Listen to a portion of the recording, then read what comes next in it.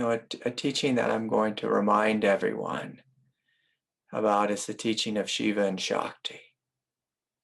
And I know I've said this before, but it tends to be people's greatest struggle on the path when we have an energetic awakening, is we're overwhelmed by Shakti.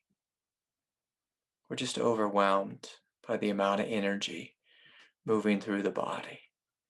And this is common. It happened with me, where I was just debilitated by how much energy was moving through my nervous system. And almost everyone I talk to who sends me an email says, Craig, I have to meet with you. I'm losing my mind. I feel like I'm going crazy. I can't go to work. I'm completely stressed out, or I have adrenal shock or adrenal fatigue, or I cannot sleep. It's because there's too much energy in the body. And the ego has a definition of what our body is. And for the ego, our body ends at the edges of our skin, at the edge of our flesh. And that's an appropriate boundary for the ego to assume. That's what egos do. It says, this is where I end, that's where you begin. You learn this in kindergarten. Keep your hands to yourself and all that kind of stuff. But the thing that happens is we'll create a great deal of suffering if we continue with this model that who and what I am ends at the edge of my body. So when you have a lot of energy flowing through your nervous system, whether it's Kundalini or just the energies of awakening, and if you feel that you are a limited being, you should suffer. You should suffer. And so let me clarify that. So if you have a massive amount of energy that's flowing through you, let's call this an unlimited amount of energy flowing through your nervous system, and you believe that you are the body and only the body, that you are your mind and only your mind, that you are your emotional nature and only this. If you believe that you are only a human and not a divine being, you should suffer. You should suffer. And the reason you should suffer is because what God is inviting for you, through flooding this little nervous system with so much grace, is for you to expand your definition of what you know yourself to be. And by expanding your definition, I mean to expand your direct experience. And this is where the path of Kundalini awakening has the potential and the power to shift us into non-dual spiritual awakening. So if we don't get this one point, this very simple and basic teaching, if we don't get this, and our Kundalini is awake, we'll always feel overwhelmed. We'll feel like, I can't contain it. This is too much. And the fact that you are saying this is too much is the truth. It's too much for your human egoic nervous system. And what God is attempting to do with many of us is for you to get to squirm and to stretch and to force you to step into something greater. Something greater. God is, sometimes God just pushes us to the edge. Some people call this ego death. We're pushed to the edge where we're completely overwhelmed. And we just realize this ego cannot control my life. Can't control my boss. I can't control my kids. I can't control my own temper or these feelings of anxiety within me. I cannot control. And when you fall on your knees and you surrender, there's a shift in consciousness that happens where you realize, oh, I'm not just this limited body and this limited mind, this limited emotional nature that's trying to control and trying to fix and trying to sort. there's something bigger that's here. There's something bigger that's here. And in the realm of yoga, we call this Shiva. So Kundalini is the Shakti. It's the Shakti. It's the energy. It's the power. It's the force. It's all these things that are making you uncomfortable or overwhelming you with bliss and light and love. But the force of Shiva, the experience of Shiva, is the space in which everything arises. And until you realize this, you'll probably have a really hard time with the Kundalini. You'll probably have a really, really hard time. And so, when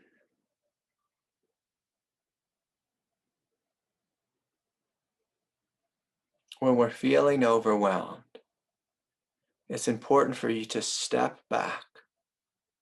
And I want you to imagine just stepping into the spaciousness of the room. The spaciousness of the room, like to allow your consciousness to expand and let yourself step into the spaciousness of the room, the spaciousness of the sky. And you begin to realize, oh, my consciousness is quite large. And from this larger place, I can witness all this energy flowing within me. And when you step into this larger space, you notice that this space is compassionate. And there's a realization in this space of there's room here for energy to flow. There's room for energy to flow. There's room for emotions to emote, whether that means crying or being angry or sad or unraveling. There's room for energy, for emotions and energies to unravel. And so I can remember many times laying in bed, just completely overwhelmed, the nervous system just rocked and wrecked with energy, and me feeling quite small and looking at God and saying, God, stop doing this to me. My body can't handle this. I can't handle this. This is too much, too much. And then I noticed that God would actually turn up the heat. I say, God, why are you doing this? Why are you doing this? And then eventually I heard the voice of one of my teachers, which said, Craig, notice the space in which life is arising. Notice the space in which energy is arising. Notice the space in which the character of Craig is arising. And so I stepped back and I let myself expand out of the bed and include the one in the bed. So it wasn't that I was just transcending and ignoring the human. I transcended and included. I stepped back and included. And to allow your consciousness to expand. And from one perspective, sometimes it's helpful. The thing I used to do is I used to imagine that my consciousness was on the ceiling and it was looking down at Craig in the bed. And very quickly I realized, oh, my consciousness is the whole space of this room. The whole space of this room. And I began to realize that this spacious aspect of consciousness was not cold, it wasn't dead, it wasn't aloof. But it was quite peaceful, quite compassionate, quite loving. And so I'm going to invite us all to do this right now, if we just close our eyes for a moment. And the first thing I'm going to invite you to notice is the energy in your body. So perhaps the energy of Kundalini, the energy of radiance, the energy of emotion, the energy of just tension from thinking or being human. And so just noticing that. And just what does that feel like? It's limited. And so we're just noticing this. And now I'm going to invite you to bring your awareness to the edges of your skin. So you can feel the bottoms of your feet, your legs, your calves, your shins, your pelvis, your torso, your back, the back of the skull, the top of the head, the face, the palms of the hand. And now gently I'm going to invite you just to imagine that awareness expands. Say a foot beyond the edges of the body. And as soon as you do this, as soon as you begin to expand, you might notice that the energy within you starts flowing a little bit more fully. Because it notices that there's a room here. And the normal tendency is for the ego just to focus on the energies that are moving. But I'm going to invite you all to allow your consciousness to expand 2 feet or 3 feet. So to be out 1 meter. And then 2 meters. And then taking a deep breath and inviting awareness and consciousness to expand to 3 meters, 4 meters. And then inviting you to just take the limits off consciousness. Allow consciousness to fill the space of the room that you're in. To mix with the sky above. And just to breathe into this, to feel this. And just to notice what it's like to be big. What it's like to be spacious. And it may feel a little bit ungrounding. It may feel a little bit like you're floating. But can you get comfortable with this? Just breathing in and out. And noticing this space that you are, this vast consciousness that you are. It has a room for everything. It can love and embrace and include difficult feelings, painful feelings, messy situations with friends and family or life circumstances. Intense, Kundalini.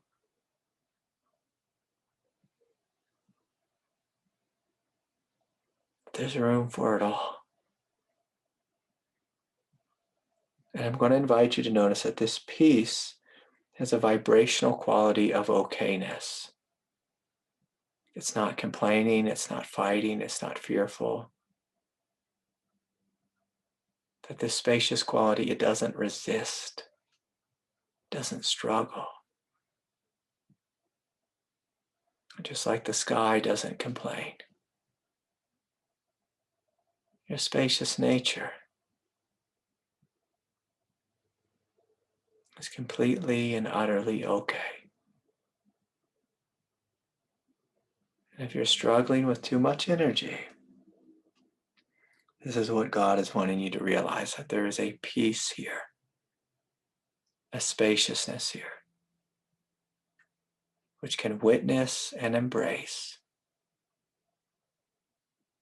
and compassionately respond to any human struggle.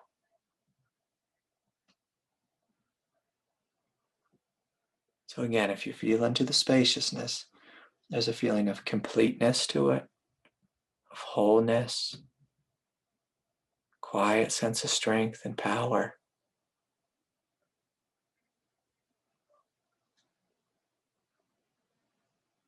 And as long as you place your attention here, this will grow. This will grow.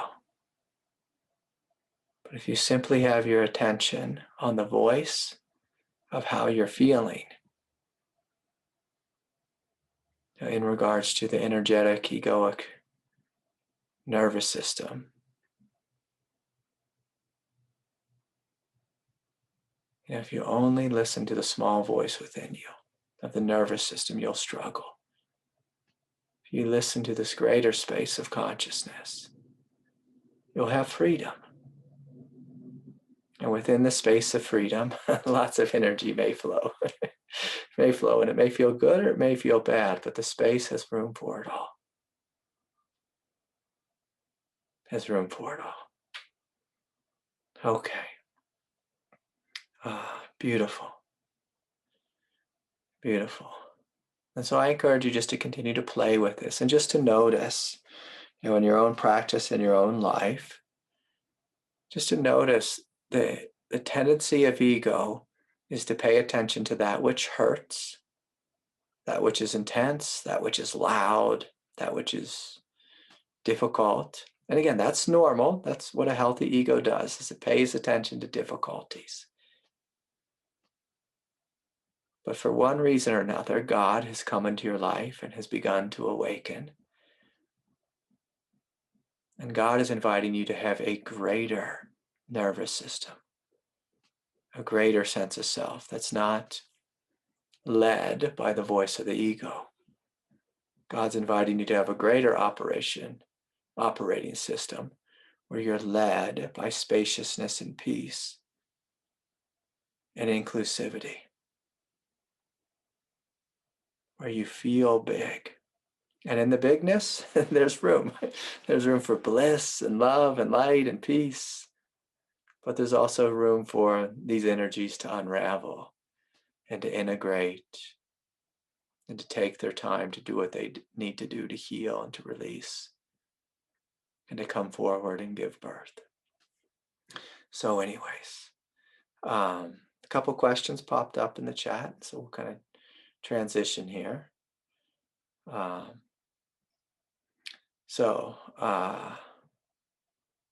think it's Cami.